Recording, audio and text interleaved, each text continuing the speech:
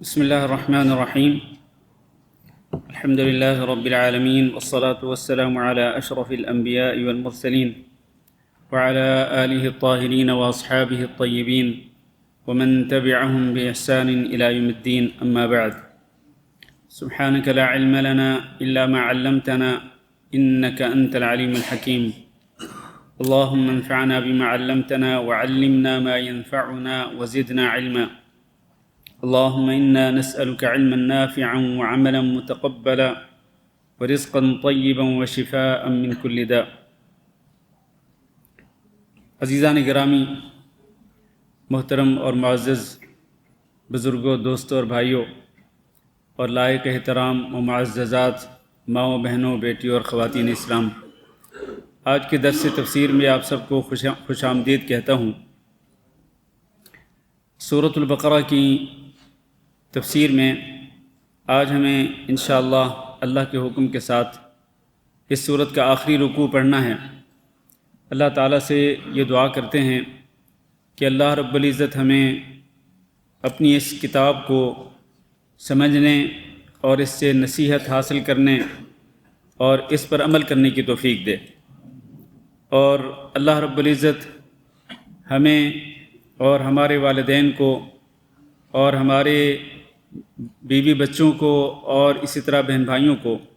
سب کو اللہ رب العزت اسی طرح سے ہمیں جنت الفردوس کے اندر اکٹھا کرے، جس طرح اس اللہ نے اپنے فضل و کرم کے ساتھ اپنے اس گھر کے اندر ہمیں اکٹھے فرمایا ہے۔ اللہ رب العزت ہمارے گناہ معاف فرمائے اور ہم سب کو اللہ رب العزت سچی توبہ کرنے کی توفیق دے۔ ہمارے دلوں کو اللہ رب العزت گناہوں کی میل کچیل سے اور زنگ سے پاک کر دے، کیونکہ آگے رمضان المبارک کا مہینہ آنے والا ہے، اور اس سے پہلے اپنے دلوں کی صفائی کرنا ضروری ہے، کیونکہ دلوں کی اگر صفائی نہ ہو اور گناہ پر گناہ کرتے ہوئے انسان کا دل اگر زنگ آلود ہو جائے اور اس پر تہ در تہ میل کچیل چڑھ جائے تو دل مردہ ہو جاتا ہے، اور دل جب مردہ ہو تو پھر اس کو، یعنی اس شخص کو عبادت کرنے کا لطف نہیں آتا، عبادت کرنے کی لذت محسوس نہیں ہوتی، کیونکہ اس کا دل مردہ ہو چکا ہے۔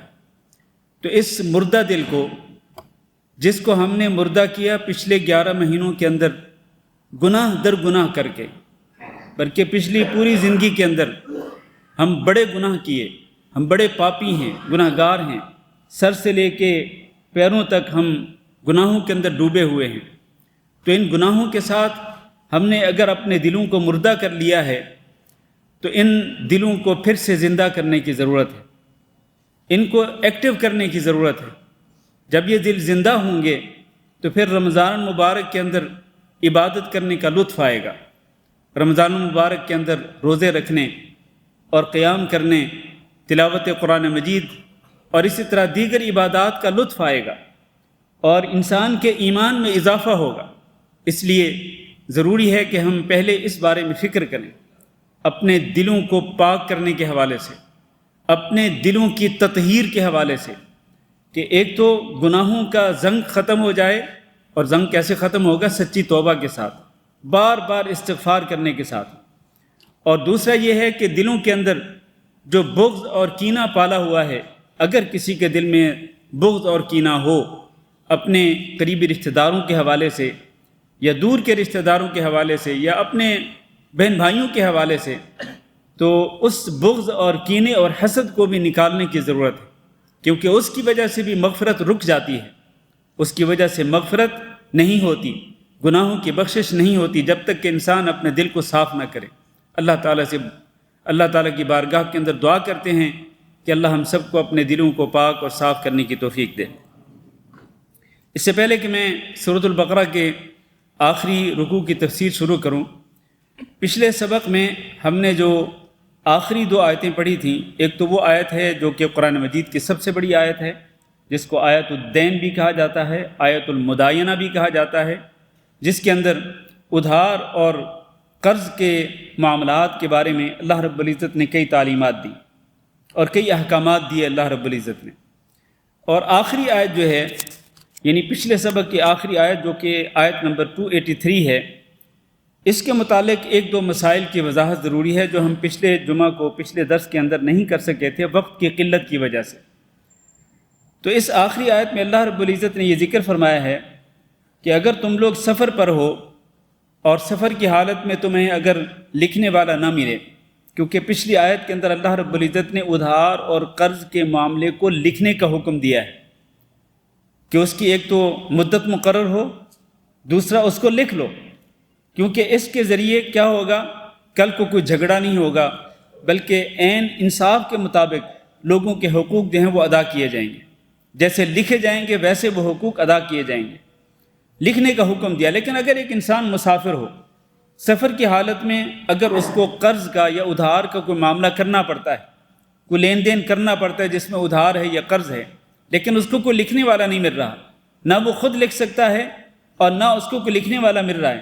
تو اس میں اللہ رب العزت نے اس صورت کے اندر جو حل بتلایا وہ کیا ہے، وہ کیا حل ہے کہ جو قرض دینے والا ہے وہ ایک کوئی بھی چیز قرض لینے والے سے کوئی بھی چیز بطور گروی اپنے پاس رکھ لے، گارنٹی کے طور پر، تاکہ اس کو اطمینان رہے کہ میں جو قرض دے رہا ہوں یہ میرا قرض میری طرف واپس لوٹا دیا جائے گا۔ جو شخص ایک چیز گروی کے طور پر رکھے گا اس کو بھی پتہ ہوگا کہ میں جب تک اپنا قرضہ واپس نہیں لوٹاؤں گا جو میں نے اس سے لیا ہے اس وقت تک میری گروی رکھی ہوئی چیز مجھے واپس نہیں لوٹائی جائے گی۔ تو دونوں طرف اطمینان ہوتا ہے، قرض دینے والے کو اطمینان ہوتا ہے اور قرض لینے والے کو بھی فکر ہوتی ہے کہ میں نے جو چیز گروی رکھی ہے یہ اگر مجھے واپس لینی ہے تو واپس لینے کے لیے مجھے کیا کرنا پڑے گا، واپس لینے کے لیے مجھے قرضہ ادا کرنا پڑے گا، تبھی میری گروی رکھی ہوئی چیز مجھے واپس ملے گی۔ تو اس سے ثابت یہ ہوتا ہے کہ گروی رکھنا یہ جائز ہے، اور ہم نے ذکر کیا تھا کہ نبی کریم صلی اللہ علیہ وسلم نے بھی اپنی ایک چیز گروی کے طور پر رکھی تھی ایک یہودی کے پاس، اور وہ چیز کیا تھی، زرہ تھی، اور کس چیز کے بدلے میں، نبی صلی اللہ علیہ وسلم نے جو خریدے تھے اور جس کی قیمت ادا کرنے کی استطاعت نہیں تھی فوری طور پر، یہ ادھار کا معاملہ تھا، تو نبی صلی اللہ علیہ وسلم نے اس یہودی کو گارنٹی دینے کے لیے اپنی زرہ اس کے پاس گروی رکھ دی۔ اس سے ثابت ہوا کہ کوئی چیز گروی کے طور پر رکھی جا سکتی ہے۔ مثلا آپ اگر بینک سے قرضہ لیتے ہیں لیکن وہ قرض حسنہ ہے، وہ قرض جو ہے وہ سود پر نہیں ہے، یا آپ کسی بھی شخص سے قرض لیتے ہیں، بینک سے لیتے ہیں کسی اور انسان سے لیتے ہیں، وہ قرض حسنہ ہے، اس کے اندر سود نہیں ہے، سود کے بغیر آپ قرض لیتے ہیں۔ اب وہ بینک آپ سے گروی رکھنے کے لیے کوئی چیز ڈیمانڈ کرتا ہے کہ آپ اپنی پراپرٹی کے جو ڈاکومنٹس ہیں وہ گروی کے طور پر رکھ دیں، تو آپ وہ ڈاکومنٹس گروی کے طور پر رکھ سکتے ہیں، کوئی حرج نہیں۔ آپ کے پاس اگر گولڈ ہے، گولڈ آپ بینک کے پاس یا آپ جس سے آپ قرضہ لے رہے ہیں اس کے پاس آپ گولڈ جو ہے وہ بطور گروی رکھ سکتے ہیں، اور وہ گروی جو ہے، گروی رکھی ہوئی چیز جو ہے اس کی حیثیت کیا ہے، اس کی حیثیت امانت کی ہے، وہ چیز اس شخص کے پاس بطور امانت رہے گی۔ کس کے پاس؟ جس کو آپ نے وہ گروی رکھوائی ہے، لون لے کر، قرضہ لے کر آپ نے کوئی چیز گروی کے طور پر رکھی ہے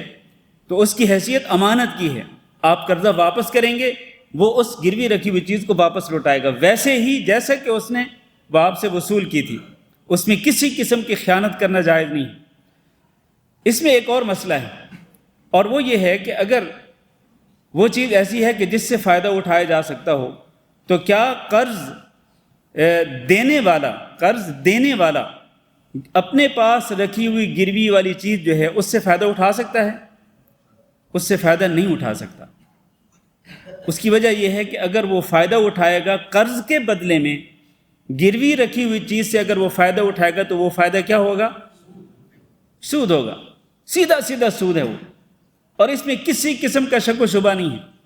آپ اگر کسی کے پاس اپنا مکان گروی رکھتے ہیں، اپنا فلیٹ گروی رکھتے ہیں، اب یہ شخص جس نے آپ کو قرضہ دیا یہ کیا کرتا ہے، یہ اس گھر کے اندر اپنی رہائش رکھ لیتا ہے۔ فرض کر لیں 2 سال اس کی مدت ہے، قرض واپس کرنے کی مدت 2 سال ہے، آپ نے اپنا گھر اس کو دیا کہ بھئی یہ گھر کی چابی ہے، یہ آپ کے پاس گروی ہے، وہ کیا کرتے ہیں اپنی فیملی کو شفٹ کر لیتے ہیں اپنے اسی فلیٹ کے اندر جو اس کے پاس بطور امانت گروی کے طور پر رکھا گیا۔ اب ہونا یہ چاہیے کہ یہ شخص اس فلیٹ کی یا اس پراپرٹی کا رینٹ ادا کرے، اس کا رینٹ ادا کرے۔ فرض کر لیں کہ 2 سال کا جو اس کا رینٹ بنتا ہے وہ 2 لاکھ روپے ہے، اور اس نے آپ کو 5 لاکھ روپے قرضہ دیا ہوا ہے، تو اگر اس کا قرض اس کا جو رینٹ ہے پراپرٹی کا وہ 2 لاکھ روپے بنتا ہے، یا تو وہ آپ کو ہر مہینے کیش دے، یا پھر اگر وہ آپ کو کیش نہیں دیتا تو جب قرض واپس کرنے کی مدت پوری ہوگی تو اس وقت وہ شخص جس نے قرض واپس کرنا ہے وہ اپنے قرض میں سے وہ 2 لاکھ روپے کاٹ لے گا، 2 لاکھ روپے مائنس ہو جائیں گے، اور 3 لاکھ روپے وہ واپس کرے گا۔ یہ بات صحیح ہے نا؟ آپ کو سمجھ آ گئی؟ کیونکہ اگر وہ 2 لاکھ روپے اگر وہ نہیں دیتا اور وہ کہتے ہیں میرے 5 لاکھ روپے مجھے واپس کرو، اور گھر کا جو رینٹ جو 2 لاکھ روپے بنتا ہے وہ نہیں دیتا، تو اس کا مطلب یہ ہے کہ اس نے 5 لاکھ روپے کا قرض دے کر اس نے 2 لاکھ کا کیا کیا؟ سود کھایا ہے۔ بالکل سیدھی بات ہے، اور یہ سود کھانا حرام ہے۔ تو کسی بھی طریقے سے گروی رکھی ہوئی چیز سے فائدہ نہیں اٹھایا جا سکتا۔ ہاں ایک بات ہے کہ اگر وہ ایسی چیز ہے کہ جس پر کچھ خرچ آتا ہے، جس کو اپنے پاس رکھنے پہ خرچ آتا ہے، جیسے پہلے دور کے اندر ایک جانور جو ہے، دودھ والا جانور جو ہے وہ گروی کے طور پر رکھ دیا جاتا تھا۔ اب ظاہر ہے کہ جانور چاہے گائے ہو، بھینس ہو، اونٹنی ہو، بکری ہو، کوئی بھی جانور ہے، اس کو اپنے پاس رکھنے پہ ظاہر خرچ کرنا پڑے گا، اس کو پالنا پڑے گا، اس کو کھلانا پلانا پڑے گا۔ تو پالنے کے بدلے میں اگر آپ اس کا دودھ پینا چاہیں تو پی سکتے ہیں، اس کی اجازت ہے، کیونکہ آپ اس پہ خرچ کر رہے ہیں، گروی رکھی ہوئی چیز پہ آپ خرچ کر رہے ہیں، تو اس خرچ کے بدلے میں آپ اس کے دودھ سے فائدہ اٹھانا چاہیں تو اس کی اجازت ہے، اس میں کوئی حرج نہیں ہے۔ ورنہ گروی رکھی ہوئی چیز سے کسی طرح کا بھی فائدہ اٹھانا جائز نہیں۔ اگر ایک انسان فائدہ اٹھائے گا تو وہ یوں سمجھ لے، بلکہ وہ یقین کر لے کہ وہ قرضہ دے کر وہ سود کھا رہا ہے، چاہے وہ تھوڑا ہو چاہے وہ زیادہ ہو۔ آخر میں ایک مسئلہ جو اللہ رب العزت نے ذکر کیا اسی آیت کے اندر، وہ یہ ہے کہ اگر جو 2 معاملہ کرنے والے لوگ ہیں یا 2 فریق ہیں، ایک قرض دینے والا اور ایک قرض لینے والا، سفر کی حالت میں اگر وہ ایک دوسرے پر ٹرسٹ کرتے ہیں اور اعتماد کرتے ہیں، وہ کہتے ہیں نہیں گروی کی کوئی ضرورت نہیں، جو قرضہ دے رہا ہے وہ قرضہ لینے والے کو کہتا ہے کہ نہیں بھی مجھے کچھ نہیں چاہیے، میں آپ پر اعتماد کرتا ہوں، بھروسہ کرتا ہوں کہ آپ مجھے قرضہ واپس لوٹا دیں گے۔ تو اب اس صورت میں کیا کرنا ہے؟ اللہ نے فرمایا فَلْيُؤَدِّ الَّذِي اؤْتُمِنَ أَمَانَتَهُ وَلْيَتَّقِ اللَّهَ رَبَّهُ۔ یہ شخص جس نے قرضہ لیا ہے، اس کے پاس جو اس نے قرضہ لیا وہ ہے امانت۔ اب اس پر یہ بات فرض ہے کہ یہ اس امانت کو واپس لوٹائے، قرضہ واپس کرے، اور اللہ تعالیٰ سے ڈرے، اور اللہ سے ڈرتے ہوئے قرضے کو واپس لوٹائے۔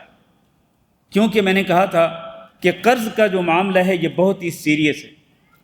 بہت ہی سنجیدہ ہے یہ معاملہ۔ اللہ کے رسول صلی اللہ علیہ وسلم نے فرمایا کہ شہید کا جب خون کا پہلا قطرہ زمین پہ گرتا ہے تو اس کے ساتھ ہی اس کی مغفرت کر دی جاتی ہے۔ شہید کے جسم سے نکلنے والا خون، اس کا پہلا قطرہ جب زمین پہ گرتا ہے تو اس کے ساتھ ہی اس کی مغفرت کر دی جاتی ہے۔ جبریل امین آئے فوری طور پر،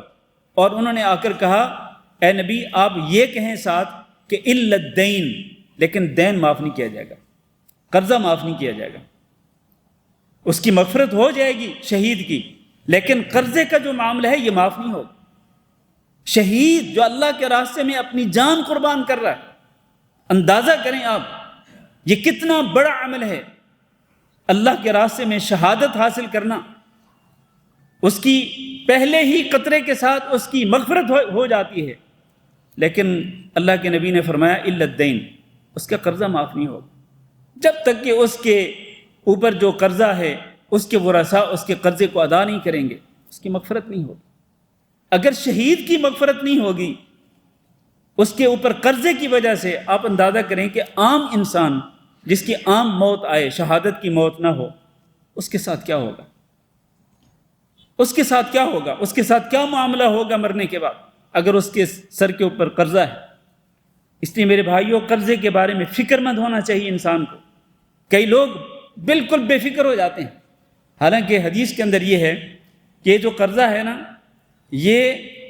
رات کے وقت انسان کے لیے ٹینشن ہے اور دن کے وقت یہ اس کے لیے رسوائی ہے۔ رات کے وقت ٹینشن کیوں ہے؟ ٹینشن تب ہوگا نا کہ جب انسان کو فکر ہوگی کہ میں نے اتنا قرضہ اتارنا ہے، میرے ذمے ہے یہ قرضہ۔ اور دن کے وقت رسوائی کیوں ہے؟ کیونکہ قرض خواہوں نے یا قرض داروں نے جنہوں نے قرضہ لیا ہوا ہے اس کا پیچھا نہیں چھوڑنا اور اس سے قرض کا مطالبہ کریں گے تو اس کو رسوائی ہوگی۔ اس لیے قرض کے معاملے کے اندر انسان کو سیریس ہونا چاہیے اور حتی الامکان قرض سے بچنا چاہیے۔ لیکن اگر انسان مجبور ہو کر قرض لے تو پھر اس کو قرض واپس کرنے کی فکر ہونی چاہیے، اور وہ ایک امانت ہے اس کے پاس جو اس کو ادا کرنی ہے۔ آئیے اب آخری رکوع اس کی تفسیر شروع کرتے ہیں۔ اللہ نے فرمایا اعوذ باللہ من الشیطان الرجیم۔ جی اسی کے مطلب ایک سوال کر سکتا ہوں؟ جی جی بالکل۔ یہ قرض دینے کی بہت زیادہ فضیلت ہے، جی حتیٰ کہ جو مقررہ وقت تک قرض واپس نہیں کرتا اس کو کتنے اجر و ثواب، جی جی یہاں کے کتنے ایسے لوگ مجبور ہیں اقامے کی وجہ سے یا کوئی اور مسائل کی وجہ سے، یہاں پہ ایسی جماعت یا لجنہ کیوں نہیں ہوتی یا کیوں نہیں بنائی جاتی کہ لوگوں کو قرض دے تاکہ وہ بھی اس اجر و ثواب میں شریک ہوں؟ تاکہ وہ لجنہ والے جو ہیں یا وہ ایسی جماعت۔ جی بالکل۔ جی ٹھیک ہے، تشریف رکھیں۔ بات اچھی کی ہے قاری صاحب نے، اور اس میں کوئی شک نہیں کہ قرض دینے کی بڑی فضیلت ہے۔ جس طرح میں نے پچھلے درس میں بیان کیا تھا کہ آپ اگر ایک انسان کو قرض دیتے ہیں اور اس کی مدت مقرر ہوتی ہے کہ اتنی مدت کے بعد قرضے کو واپس لوٹانا ہے، تو اس مدت کے پورا ہونے تک وہ جو قرضہ آپ نے دیا ہے وہ یہ سمجھیں کہ روزانہ آپ اس اماؤنٹ یا اس مبلغ یا اس پیسے کا آپ صدقہ کر رہے ہیں۔ آپ نے اگر 500 دینار صدقہ دیا ہے اور اس کی واپسی کی مدت ہے 6 مہینے، تو 6 مہینے مسلسل آپ یوں سمجھے کہ ڈیلی آپ 500 دینار کا صدقہ کر رہے ہیں۔ اور اگر وہ شخص جس نے قرضہ لیا تنگ دستی کی وجہ سے 6 مہینے کے بعد قرضہ واپس نہیں کر سکتا، آپ نے اس کو مہلت دے دی، اور مہلت دینا اس کی بھی بڑی فضیلت ہے۔ مہلت دے دی، آپ نے کہا کہ چلو مزید 6 مہینے لے لو، آپ نے مزید 6 مہینے دیے، تو اگلے 6 مہینوں کے اندر یہ ایسے ہے جیسے کہ آپ ڈیلی 1000 دینار کا صدقہ کرتے ہیں، دگنا جو آپ نے قرضہ دیا اس سے 2 گنا زیادہ آپ گویا کہ ڈیلی آپ صدقہ کرتے ہیں۔ اس کی بڑی فضیلت ہے۔ لیکن دوسری طرف جو قرض دینے والے کو تو یہ اجر و ثواب مل رہا ہے، لیکن دوسری طرف جو قرض لینے والا ہے، قرض لینے والے کو بھی اس کے بارے میں فکر کرنی چاہیے کہ مجھے یہ قرضہ واپس لوٹانا ہے۔ اب قاری صاحب نے جو سوال کیا ہے کہ یہاں پر ایسا کوئی ادارہ کیوں نہیں، تو میرے بھائی وہ ایسے ادارے موجود ہیں، یہاں پر کویت کے اندر ایسے ادارے موجود ہیں جو کہ قرض حسنہ دیتے ہیں۔ مثال کے طور پر یہاں پر بیت الزکاہ ہے، یہ گورنمنٹ کا ادارہ ہے، تو ان کی کچھ شرطیں ہیں، ان کے ایک سسٹم ہے، ان کے رولز کے مطابق آپ اگر اپلیکیشن دیتے ہیں تو آپ کو قرضہ دیتے ہیں، بغیر سود کے دیتے ہیں۔ اسی طرح شاید کچھ اسلامک بینکس کے اندر بھی ایسا کوئی سسٹم ہے، میں نہیں جانتا، اللہ عالم، کبھی ضرورت نہیں پڑی، اور اللہ تعالیٰ کبھی بھی محتاج نہ کرے اس طرح قرضہ لینے کے لیے، اللہ تعالیٰ ہمیشہ مستغنی رکھے اور بنیاد رکھے۔ تو لیکن میں سمجھتا ہوں کہ اس طرح قرض دینے والے ادارے موجود ہیں۔ لیکن یہاں ایک مسئلہ یہ بھی ہے کہ اگر آپ کسی کنونشنل بینک سے آپ اگر قرضہ لیتے ہیں تو وہ تو سود پر آپ کو دیتے ہیں، اور سود پر قرضہ لینا جو ہے یہ قطعی طور پر جائز نہیں ہے، یہ حرام ہے۔ اس کی حرمت جو ہے ہم پچھلے درس کے اندر بیان کر چکے ہیں۔ اعوذ باللہ من الشیطان الرجیم، للہ ما فی السماوات وما فی الارض، اللہ ہی کے لیے ہے جو کچھ آسمانوں میں ہے اور جو کچھ زمین میں ہے، یعنی جو کچھ اللہ رب العزت کی مخلوقات ہیں، آسمانوں کے اندر ہوں یا زمین کے اندر، جو کچھ بھی ہے، جتنی بھی مخلوقات ہیں اور جتنے بھی خزانے ہیں، وہ چاہے آسمانوں میں ہوں چاہے وہ زمین کے اندر ہوں، ان تمام کے تمام خزانوں کا مالک کون ہے؟ اللہ رب العزت ہے۔ اور اس کا تعلق پچھلی آیت کے آخری جملے کے ساتھ ہے۔ پچھلی آیت کا آخری جملہ کیا ہے؟ واللہ بما تعملون علیم، اور اللہ رب العزت خوب علم رکھتا ہے تمہارے اعمال کا، جو بھی تم عمل کرتے ہو اللہ رب العزت تمہارے ہر عمل سے بخوبی واقف ہے، خوب علم رکھتا ہے۔ تو اس اگلی آیت کے اندر جو فرمایا کہ اللہ رب العزت کے لیے ہی ہے ہر وہ چیز جو آسمانوں میں ہے اور ہر وہ چیز جو زمین میں ہے، جب ہر چیز کا مالک اللہ رب العزت ہے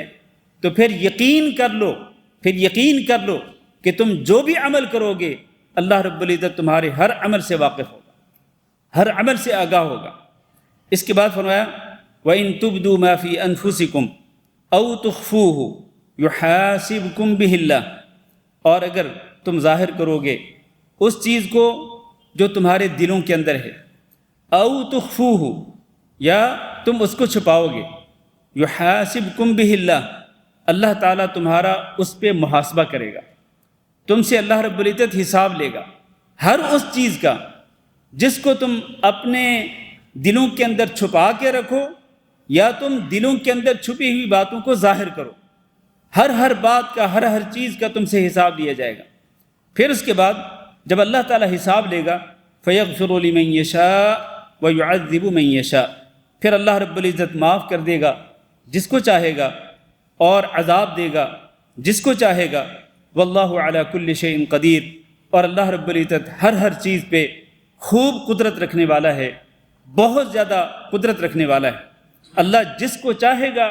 مغفرت کر دے گا اس کی اور اس کو معاف کر دے گا، اور اللہ تعالیٰ جس کو چاہے گا اس کو عذاب دے گا۔ وہ اس قدر قدرت رکھتا ہے کہ اللہ رب العزت کو کوئی چیز بے بس نہیں کر سکتی، اللہ رب العزت کو کوئی چیز عاجز نہیں کر سکتی کہ وہ کسی کی مغفرت کرنا چاہے تو وہ نہ کرے، اور کسی کو عذاب دینا چاہے تو کوئی طاقت اس کو روک لے، اللہ رب العزت کو روک لے کہ اس کو عذاب نہیں دینا، نہیں، یہ کسی کے پاس اختیار نہیں ہے۔ اللہ ہر چیز پہ قدرت رکھتا ہے، معاف کرنے پہ بھی اور عذاب دینے پہ بھی۔ اب یہ جو آیت ہے، یہ آیت جب نازل ہوئی تو حضرت ابو ہریرہ رضی اللہ تعالیٰ عنہ بیان کرتے ہیں، صحیح مسلم کے اندر حدیث موجود ہے کہ جب یہ آیت نازل ہوئی تو صحابہ اکرام پر یہ بہت ہی شاک اور بہت ہی بھاری گزری۔ چنانچہ صحابہ اکرام نبی کریم صلی اللہ علیہ وسلم کی خدمت میں حاضر ہوئے اور آپ صلی اللہ علیہ وسلم کے سامنے دو زانو ہو کر بیٹھے، یعنی اپنے گھٹنوں کے بل وہ بڑے احترام کے ساتھ وہ بیٹھے نبی صلی اللہ علیہ وسلم کے سامنے اور گزارش کرنے لگے، اللہ کے رسول، اللہ رب العزت نے ہمیں ان اعمال کا حکم دیا جن کی ہم طاقت رکھتے تھے، جیسے نماز ہے، روزہ ہے، زکوٰۃ ہے اور جہاد ہے، صدقہ ہے۔ ان اعمال کا اللہ نے ہمیں حکم دیا تو ہم اپنی طاقت کے مطابق یہ اعمال کر رہے ہیں، نماز بھی پڑھ رہے ہیں، روزے بھی رکھتے ہیں، زکوٰۃ بھی دیتے ہیں، جہاد بھی کرتے ہیں، اور اسی طرح ہم صدقہ خیرات بھی کرتے ہیں اپنی طاقت کے مطابق۔ لیکن اب اللہ رب العزت نے جو حکم نازل فرمایا اس آیت کے اندر، اس کی تو ہم طاقت نہیں رکھتے، کیونکہ دل کے اندر جو خیالات آتے ہیں، جو وسوسے پیدا ہوتے ہیں، وہ تو ہمارے قابو سے باہر ہیں، ہم ان کو کنٹرول کرنے پر قدرت نہیں رکھتے، ہم تو بے بس ہیں۔ وسوسے پیدا ہونا اور خیالات کا پیدا ہونا یہ ایسی چیز ہے کہ جو ہمارے ہاتھوں میں نہیں، جس پہ ہمیں کوئی کنٹرول نہیں ہے۔ تو رسول اکرم صلی اللہ علیہ وسلم نے فرمایا کہ کیا تم وہ بات کہنا چاہتے ہو جو کہ اہل کتاب نے کہی تھی، سمعنا وعصینا، کہ ہم نے سنا اور ہم نے نافرمانی کی؟ کیا تم اس قسم کی بات کرنا چاہ رہے ہو جیسی بات یہود و نصارہ نے کی تھی کہ ہم نے سن لیا اور ہم نے نافرمانی کی؟ تم یہ نافرمانی کے الفاظ تم اپنی زبان سے نہیں کہہ رہے، لیکن تمہاری جو بات ہے، جو تم نے بات کی ہے، اس سے تو یوں لگتا ہے کہ جیسے تم کہہ رہے ہو کہ ہم نے سنا اور ہم نے نافرمانی کی۔ تم کہہ رہے ہو کہ ہم اپنے دل کی باتوں پہ، دل کے اندر پیدا ہونے والے وسوسوں اور خیالات پہ ہم کنٹرول نہیں رکھ پاتے ہیں۔ اس کا مطلب یہ ہے کہ تم کہہ رہے ہو کہ ہم اللہ کی ہم نافرمانی کرنے والے ہیں، بلکہ تم کہو کہ سمعنا واطعنا غفرانک ربنا والیک المصیر، تم کہو کہ ہم نے سن لیا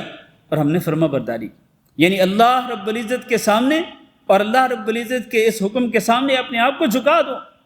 اور زبان سے اظہار کرو کہ ہم نے سنا اور ہم نے فرما برداری کی،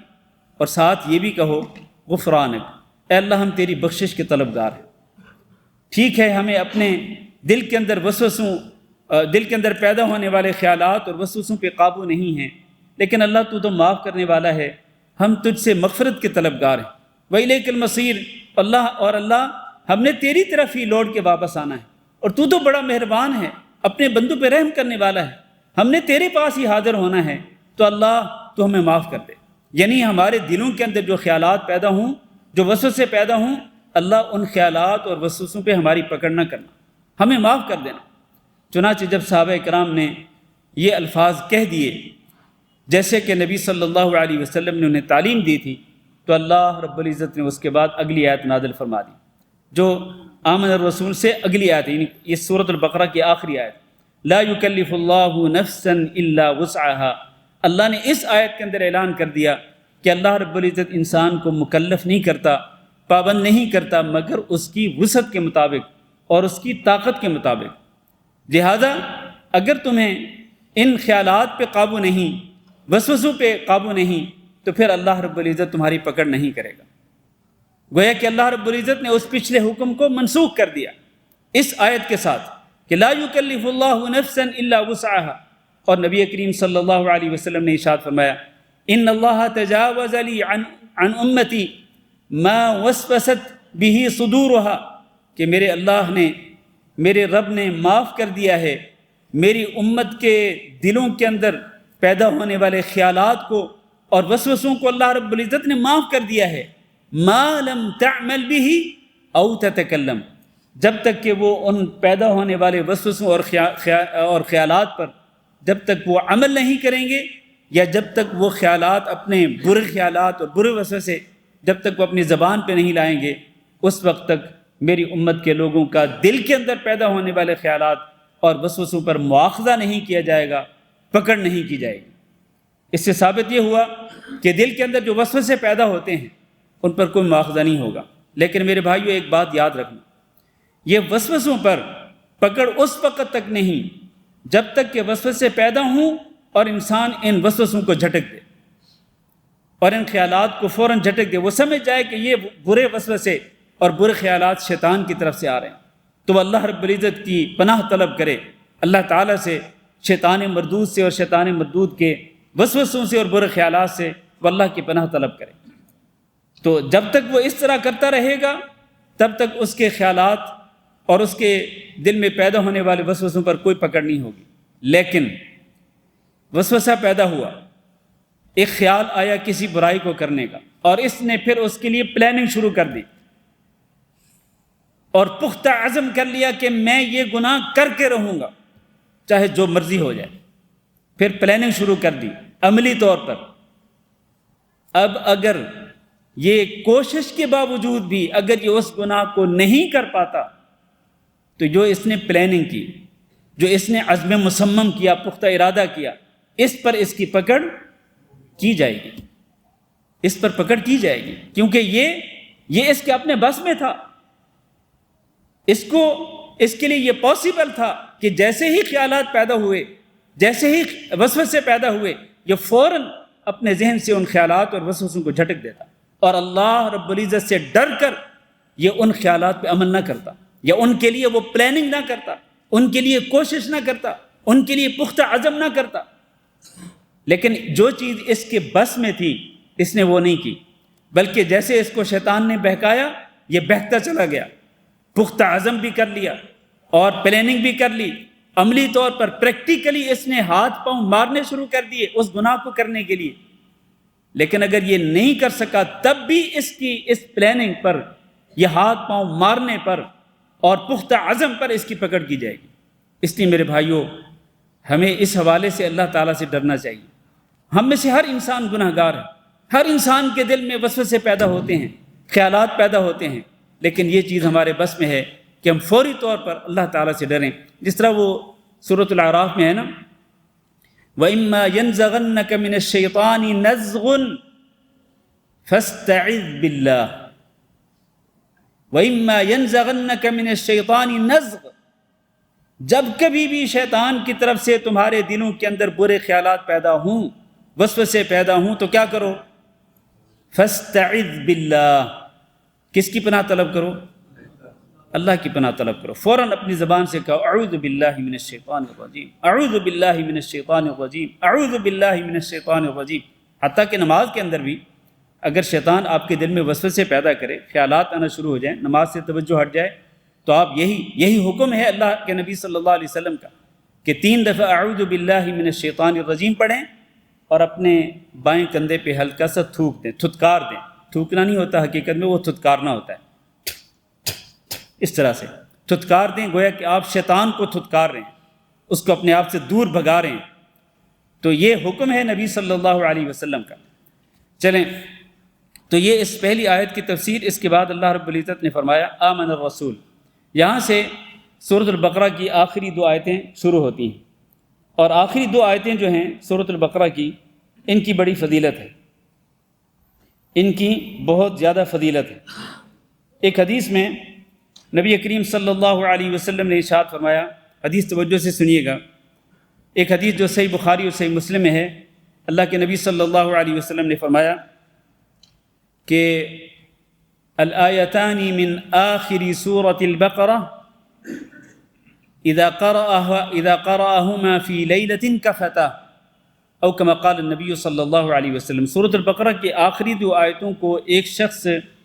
رات میں پڑھتا ہے تو وہ 2 آیتیں اس کے لیے کافی ہو جاتی ہیں۔ کافی ہونے کے 2 معنی ہیں،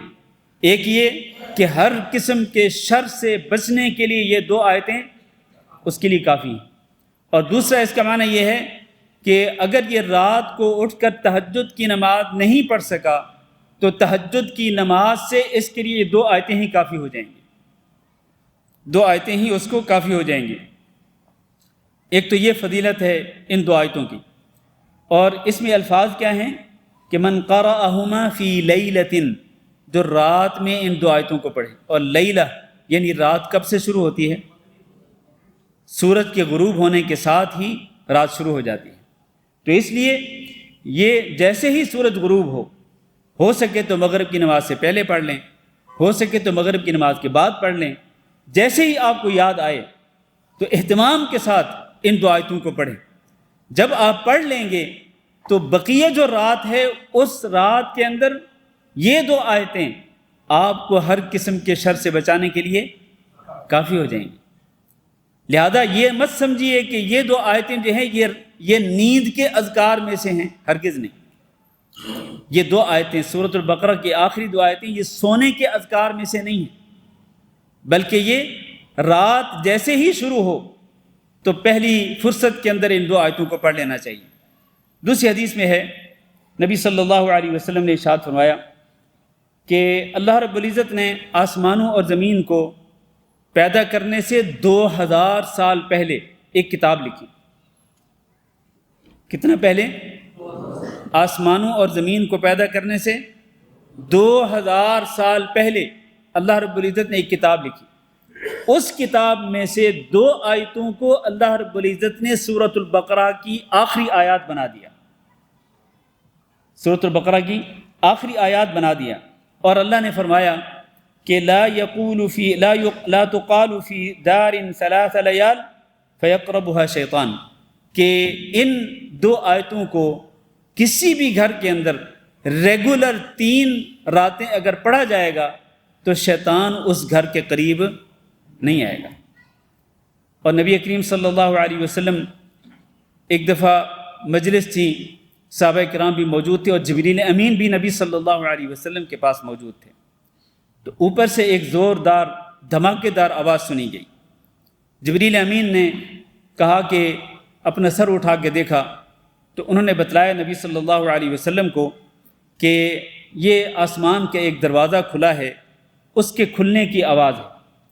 پھر اس دروازے کے کھلنے کے بعد ایک فرشتہ نازل ہوا۔ جبریل امین نے بتایا نبی صلی اللہ علیہ وسلم کو کہ یہ وہ فرشتہ ہے جو کبھی بھی زمین کے اوپر نازل نہیں ہوا، کبھی زمین پہ نہیں اترا، آج یہ پہلی مرتبہ اللہ رب العزت کی اجازت کے ساتھ زمین پہ اترا ہے۔ اور وہ جب فرشتہ آیا تو اس نے نبی صلی اللہ علیہ وسلم کو یہ بشارت دی کہ ابشر بنورین اوتیتہما، کہ آپ کو ان دو نوروں کی بشارت ہو جو آپ کو دیے گئے ہیں، اور وہ ہیں، ایک ہے سورۃ الفاتحہ اور دوسرا کیا ہے؟ دوسرا سورۃ البقرہ کی آخری 2 آیتیں۔ یہ اللہ رب العزت کی طرف سے نور ہیں، اللہ رب العزت کا نور، اللہ رب العزت کی طرف سے یہ نور بخشا گیا، عطا کیا گیا نبی صلی اللہ علیہ وسلم کو اور آپ صلی اللہ علیہ وسلم کی امت کو۔ ایک اور حدیث میں ہے کہ یہ جو سورۃ البقرہ کی آخری 2 آیتیں ہیں، یہ عرش کے نیچے ایک جو خزانہ ہے، اس خزانے میں سے اللہ رب العزت نے یہ 2 آیتیں نبی صلی اللہ علیہ وسلم پر نازل کی۔ اور یہ کب نازل کی نبی صلی اللہ علیہ وسلم پر؟ جب نبی صلی اللہ علیہ وسلم معراج پہ گئے تھے، تو اللہ رب العزت نے نبی صلی اللہ علیہ وسلم کو انعام کے طور پر یہ 2 آیتیں جو ہیں وہ عطا فرمائی تھی نبی صلی اللہ علیہ وسلم کو اور آپ کی آخری امت کو۔ فرمایا آمن الرسول بما انزل الیہ من ربہ والمؤمنون، رسول ایمان لائے اس چیز پر جو ان کے رب کی طرف سے ان پر نازل کی گئی، اور وہ ہے یہی وحی قرآن مجید، اس پر ایمان لائے رسول اکرم صلی اللہ علیہ وسلم، والمؤمنون، اور اسی طرح ایمان والے بھی ایمان لائے اس قرآن مجید پر جو کہ اللہ رب العزت کی طرف سے نازل کیا گیا ہے۔ کل آمن باللہ، سارے کے سارے ایمان والے ایمان لائے اللہ پر اور اس کے فرشتوں پر اور اس کی کتابوں پر اور اس کے رسولوں پر، اور وہ یہ کہتے ہیں لا نفرق بین احد من رسلہ، کہ ہم فرق نہیں کرتے رسولوں میں سے کسی بھی رسول کے درمیان، ہم کوئی فرق نہیں کرتے، یعنی تمام کے تمام رسولوں پر ایمان لاتے ہیں، تمام کے تمام نبیوں پر ایمان لاتے ہیں، اور وہ زبان سے کہتے ہیں سمعنا و اطعنا، ہم نے اللہ کے حکم کو سن لیا اور اللہ کے حکم کو مان لیا۔ غفرانک، وہ اپنی زبان سے کہتے ہیں اے اللہ ہم تیری بخشش کے طلبگار ہیں، ربنا، اے ہمارے رب، و الیک المصیر، اور تیری طرف ہی لوٹ کے آنا ہے۔ اس سے یہ ثابت ہوا کہ ایمان کے یہ جو یہاں پر 5 ارکان ذکر کیے گئے ہیں، ایمان کے کتنے ارکان ذکر کیے گئے ہیں؟ 5 ارکان۔ 5 ہیں کہ 4 ہیں؟ 4 ہیں، 4 ارکان۔ اللہ رب العزت پر ایمان لانا، اور اللہ کے فرشتوں پر ایمان لانا، اللہ کی کتابوں پر ایمان لانا، اللہ کے رسولوں پر ایمان لانا، اور ایمان کے 2 ارکان اور بھی ہیں، وہ کون سے ہیں؟ الیوم الآخر پر ایمان لانا، یہ 5واں رکن، اور 6واں رکن کیا ہے؟ جی، تقدیر پر ایمان لانا، کہ ہر اچھی اور بری تقدیر اللہ رب العزت کی طرف سے ہوتی ہے، اس تقدیر پر ایمان لانا۔ یہ ایمان کے 6 ارکان ہیں۔ یہ جب تک انسان ان 6 کے 6 ارکان پر ایمان نہیں لائے گا، اس وقت تک اس کا ایمان کمپلیٹ نہیں ہوگا۔ اور ان پر ایمان لانے کا معنی کیا ہے؟ کہ وہ دل سے تصدیق کرے ان 6 کے 6 ارکان کی، اور زبان سے اقرار کرے، زبان سے وہ اقرار کرے کہ میں اللہ پر ایمان لاتا ہوں اور اللہ کی وحدانیت کو تسلیم کرتا ہوں، اللہ کی الوہیت کو مانتا ہوں کہ اللہ کے سوا کوئی معبود برحق نہیں، اور اللہ اکیلا ہی رب ہے، مالک الملک ہے، وہ جس کو چاہے عزت دے، جس کو چاہے ذلت دے، وہ جس کو چاہے بادشاہت دے، جس سے چاہے وہ بادشاہت کو چھین لے، وہ اکیلا رزاق ہے، رزق دینے والا ہے، وہ اکیلا داتا ہے، عطا کرنے والا ہے، وہ اکیلا غوث ہے، وہ لوگوں کی فریاد رسی کرنے والا ہے، وہ اکیلا حاجت روا اور مشکل کشا ہے۔ اللہ رب العزت پر وہ اس طرح ایمان لائے، اللہ کے فرشتوں پر ایمان لائے کہ یہ فرشتے جو ہیں یہ اللہ کے نیک بندے ہیں، جن کو اللہ رب العزت نے اپنے نور سے پیدا کیا ہے، یہ اللہ کے نیک بندے ہیں، یہ بالکل اسی طرح کرتے ہیں جس طرح اللہ ان کو حکم دیتا ہے، اور یہ کبھی بھی اللہ رب العزت کی نافرمانی نہیں کرتے۔ وَيَفْعَلُونَ مَا يُؤْمَرُونَ بل عباد مکرمون، یہ اللہ کے معزز بندے ہیں۔ اللہ رب العزت نے ان فرشتوں کی مختلف ڈیوٹیاں لگا رکھی ہیں، اللہ نے جس فرشتے کی جو ڈیوٹی لگا رکھی ہے وہ فرشتہ اللہ کی لگائی ہوئی ڈیوٹی کو پورا کرتا ہے، اور یہ فرشتے اتنی تعداد کے اندر ہیں کہ اللہ نے فرمایا وَمَا يَعْلَمُ جُنُودَ رَبِّكَ إِلَّا هُ، اللہ کے جو لشکر ہیں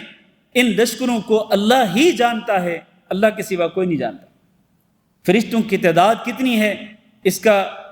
اس کا اندازہ کرنا بھی مشکل ہے اور ممکن نہیں ہے۔ اور اسی طرح اللہ کی کتابوں پر ایمان لانا کہ اللہ کی کتابیں یہ سچی کتابیں ہیں، اللہ تعالیٰ کی طرف سے نازل کرتا ہے۔ کیوں اللہ نے نازل کی؟ تاکہ ہمیں ہدایت ملے، تاکہ ہمیں صحیح اور غلط کو پہچاننے کی ہمارے اندر صلاحیت پیدا ہو۔ اور اسی طرح اللہ کے رسولوں پر ایمان لانا کہ یہ سارے کے سارے رسول اللہ کے بندے ہیں، اللہ کی بندگی کرنے والے، اللہ کے غلام ہیں۔ اللہ رب العزت نے نبیوں اور رسولوں کو کیوں بھیجا؟ لوگوں کی رشد و ہدایت کے لیے، تاکہ یہ لوگوں کو اللہ رب العزت کی توحید کا پیغام پہنچائیں کہ اعبدوا اللہ ما لکم من الہ غیرہ، اکیلے اللہ کی عبادت کرو، اللہ کے سوا کوئی معبود برحق نہیں ہے۔ تو اس طرح ایمان کے سارے ارکان کو ماننا اور تسلیم کرنا ضروری ہے۔ آخری آیت میں اللہ نے فرمایا لا یکلف اللہ نفسا الا وسعها، اللہ تعالیٰ انسان کو مکلف اور پابند نہیں کرتا مگر اس کی طاقت کے مطابق۔ لہا ما کسبت، ہر انسان کے لیے، ہر نفس کے لیے وہی چیز ہے جو وہ کرتا ہے، یعنی جو بھی نیکی کرتا ہے اس کا اجر و ثواب اسی کے لیے ہے۔ وعلیہا ما اکتسبت، اور ہر انسان جو بھی گناہ کرتا ہے، جو بھی برائی کرتا ہے، اس کا بوجھ اسی کے اوپر ہے۔ انسان کو یہ بات سمجھ لینی چاہیے کہ میں جو نیکی کروں گا مجھے اس کا اجر و ثواب ملے گا۔ اگر میں وہ اللہ کی رضا کے لیے کروں گا اور نبی صلی اللہ علیہ وسلم کی سنت کے مطابق کروں گا اس کا مجھے اجر ملے گا، اور میں جو گناہ کروں گا، جو برائی کروں گا اس کا بوجھ خود میرے اوپر ہو۔ یہ نہیں ہے کہ لا تزر وازرۃ وزر اخرى، ایسا نہیں ہوگا کہ کوئی اور اس کے گناہ کا بوجھ کسی اور پہ ڈال دیا جائے، نہیں، اس کے گناہ کا بوجھ خود اسی کے اوپر ہوگا۔ فرمایا ربنا لا تؤاخذنا، آخر میں اللہ رب العزت نے اپنے مومن بندوں کو ایک دعا سکھلا دی، ایک دعا کی تعلیم دی کہ ان الفاظ کے ساتھ تم دعا کرو، اے ہمارے رب لا تؤاخذنا، ہماری پکڑ نہ کرنا، ہمارا مواخذہ نہ کرنا، ان نسینا او اخطانا، اگر ہم بھول جائیں یا ہم سے کوئی بھول چوک ہو جائے، ہم سے کوئی غلطی ہو جائے، کوئی بھول چوک ہو جائے تو اے ہمارے رب ہمارا مواخذہ نہ کرنا، ہماری پکڑ نہ کرنا۔ ربنا ولا تحمل علینا اصرا، اے ہمارے رب اور ہمارے اوپر ایسا بوجھ نہ ڈالنا، کما حملتہ علی الذین من قبلنا، جیسا بوجھ تو نے ہم سے پہلے لوگوں پہ ڈال دیا تھا۔ یعنی شریعت کے اندر ایسا حکم نہ نازل کرنا کہ جو ہم نہ کر سکتے ہیں، جس پر ہم عمل نہ کر سکیں یا جس کو پورا نہ کر سکیں۔ ہماری طاقت سے زیادہ شریعت کے اندر کوئی حکم نہ نازل کرنا، اور شریعت کے اندر تمام کے تمام احکامات وہ ہیں جو انسان کر سکتا ہے، ایسا کوئی بھی حکم نہیں جو انسان نہ کر سکتا ہو۔ اسی لیے اللہ نے فرمایا لا یکلف اللہ نفسا الا وسعها، اللہ تعالیٰ انسان کو اس کی طاقت کے مطابق ہی پابند بناتا ہے۔ اسی لیے نماز کے اندر آپ دیکھ لیں، نماز کھڑے ہو کر پڑھنے کا حکم، اگر ایک انسان نماز کھڑے ہو کر نہیں پڑھ سکتا اس کو بیٹھ کر پڑھنے کی اجازت دی گئی، اگر وہ بیٹھ کر بھی نہیں پڑھ سکتا تو اس کو لیٹ کر پڑھنے کی اجازت دی گئی، حتیٰ کہ اس کو اشارے کے ساتھ بھی نماز پڑھنے کی اجازت دی گئی۔ ایک انسان اگر سفر کے اندر روزہ نہیں رکھ سکتا اس کو رخصت دے دی گئی کہ روزہ چھوڑ دے، بعد میں قضا کر لے۔ اسی طرح بہت سارے احکامات ہیں جہاں پر کوئی مشقت آتی ہے وہاں پر اللہ تعالیٰ کی طرف سے آسانی آ جاتی ہے۔ تو یہ دعا اسی بات کی تعلیم دیتی ہے کہ اے ہمارے رب ہمارے اوپر کوئی ایسا بوجھ نہ ڈالنا کہ جس طرح تو نے پہلے لوگوں پہ بوجھ ڈالا۔ ربنا ولا تحملنا ما لا طاقت لنا به، اور اے ہمارے رب ہمیں ایسے حکم کا پابند نہ کرنا، ایسے حکم کا بوجھ نہ ڈالنا ہمارے اوپر جس کو اٹھانے کی ہمارے اندر طاقت نہ ہو۔ واعف عنا، اور ہمیں درگزر کر دے، واغفر لنا، اور ہمیں معاف کر دے۔ واعف عنا واغفر لنا، اس میں جو دو لفظ ہیں، ایک ہے العفو اور ایک ہے مغفرہ۔ العفو کا معنی ہے درگزر کرنا، اور مغفرہ کا معنی ہے کہ اس کے اوپر پردہ ڈال دیں۔ یعنی ایک تو یہ ہے کہ میرے گناہوں پر میری پکڑ نہیں کرنی، درگزر کر دینا، اور ایک یہ ہے کہ میرے گناہوں پر پردہ بھی ڈال دینا کہ میرے گناہوں کا تجھے پتہ ہے اللہ، لیکن لوگوں کو پتہ نہ چلے۔ اللہ میرے گناہوں پہ پردہ ڈال دینا۔ وہ حدیث میں ہے نا کہ نبی کریم صلی اللہ علیہ وسلم نے فرمایا کہ قیامت کے دن اللہ رب العزت بندے کے کندھوں پہ ہاتھ رکھ کے اس سے اقرار کروائے گا کہ میرے بندے تو نے فلاں گناہ کیا تھا، جی کیا تھا، فلاں گناہ بھی کیا تھا، جی کیا تھا، فلاں گناہ بھی کیا تھا، جی کیا تھا۔ وہ جو گناہ اللہ تعالیٰ ذکر کرے گا وہ آگے مانتا جائے گا، کہے گا ہاں بالکل یہ سارے گناہ میں نے کیے تھے۔ اللہ تعالیٰ فرمائے گا جا بندے میں نے دنیا کے اندر بھی تیرے گناہوں پہ پردہ ڈال دیا تھا، آج بھی میں تیرے گناہوں پہ پردہ ڈال کر تیری مغفرت کر کے تجھے جنت میں بھیج رہا ہوں۔ تو اللہ تعالیٰ سے ہمیشہ یہ سوال کرنا چاہیے کہ اللہ ہمیں درگزر بھی کر دے اور اے اللہ ہمارے گناہوں پہ پردہ بھی ڈال دے۔ بلکہ نبی صلی اللہ علیہ وسلم کا فرمان بھی ہے کہ تم یہ سوال کیا کرو اللہ تعالیٰ سے کہ اے اللہ ہمارے جو گناہ ہیں یا ہمارے اندر جو عیوب ہیں، نقائص ہیں، اے اللہ ان پہ پردہ ڈال دینا۔ اللہم استر عوراتنا وآمن روعاتنا، یا اللہم استر عوراتی وآمن روعاتی، یہ دعا کے الفاظ سکھلائے ہیں نبی صلی اللہ علیہ وسلم نے۔ واعف عنا واغفر لنا، اے ہمارے رب ہمیں درگزر بھی کر دے، ہمیں معاف بھی کر دے، وارحمنا، اور ہمارے اوپر رحم بھی کرنا۔ درگزر بھی کرنا ہے اور ہمارے گناہوں پہ پردہ بھی ڈالنا ہے اور ہمارے اوپر رحم بھی کرنا ہے۔ انت مولانا، اے اللہ تو ہی ہمارا مولا ہے، تو ہی ہمارا سرپرست ہے۔ فانصرنا، لہذا تو ہماری مدد کر، علی القوم الکافرین، کافروں کی قوم پر۔ حضرت معاذ بن جبل رضی اللہ تعالیٰ عنہ جو نبی صلی اللہ علیہ وسلم کے جلیل القدر صحابی ہیں، جب وہ یہ آیتیں پڑھتے تھے تو ان آیتوں کو پڑھ کر وہ آخر میں کہتے تھے آمین، اے میرے رب میری ان دعاؤں کو قبول کر لے۔ اور حدیث کے اندر موجود ہے، جو صحیح مسلم کے اندر حدیث جس کا میں نے ابھی حوالہ دیا ہے، کہ اللہ رب العزت نے پھر یہ آیتیں نازل فرمائیں تو اللہ نے فرمایا کہ جب انسان یہ پڑھتا ہے نا ربنا لا تؤاخذنا ان نسینا او اخطأنا، جب بندہ یہ پڑھتا ہے تو اللہ تعالیٰ فرماتا ہے کہ ٹھیک ہے میں تیری پکڑ نہیں کروں گا۔ جب بندہ کہتا ہے ربنا ولا تحمل علينا اصرا كما حملته على الذين من قبلنا، تو اللہ تعالیٰ کہتا ہے کہ ٹھیک ہے میں تیرے اوپر کوئی ایسا بوجھ نہیں ڈالوں گا جیسا بوجھ میں نے تجھ سے پہلے لوگوں پہ ڈالا تھا۔ اور جب بندہ کہتا ہے ربنا ولا تحملنا ما لا طاقة لنا به، اے میرے رب، اے ہمارے رب ہمارے اوپر ایسا کوئی اعمال کا بوجھ نہ ڈالنا کہ جس کو ہم اٹھا نہ سکیں، جس کو اٹھانے کی ہمیں طاقت نہ ہو، تو اللہ کہتے کہ ٹھیک ہے میں تجھے کسی بھی ایسے عمل کا پابند نہیں کروں گا جس پر عمل کرنے کی تیرے اندر طاقت نہیں ہوگی۔ یعنی بندہ دعا کرتا جاتا ہے اور ساتھ ساتھ اللہ تعالیٰ اس دعا کی قبولیت کا اعلان کرتا ہے۔ بندہ جب کہتا ہے واعف عنا واغفر لنا وارحمنا، تو اللہ تعالیٰ کہتا ہے ٹھیک ہے میں نے تجھے درگزر بھی کر دیا، میں نے تجھے معاف بھی کر دیا اور میں تجھ پر رحم بھی کروں گا۔ پھر جب بندہ کہتا ہے کہ اے ہمارے رب تو ہمارا مولا ہے، لہذا تو کافروں کی قوم پر ہماری مدد کرنا، اللہ کہتا ہے ٹھیک ہے میں تیری مدد بھی کروں گا۔ تو اس لیے یقین کے ساتھ جب بھی پڑھیں یہ آیتیں، اور میں نے ابھی تھوڑی دیر پہلے کہا کہ ہر رات پڑھنی چاہیے، تو ہر رات ان دعاؤں کو، ان آیتوں کو پڑھتے ہوئے جب یہ دعا کے الفاظ پڑھیں تو یقین کے ساتھ پڑھیں کہ اللہ رب العزت آپ دعا کر رہے ہوں گے، ساتھ ساتھ اللہ تعالیٰ دعا کی قبولیت کا اعلان کر رہا ہوگا۔ تو اس یقین کے ساتھ ان دعاؤں کو پڑھنا چاہیے۔ اللہ تعالیٰ سے دعا ہے کہ اللہ ہم سب کو سمجھنے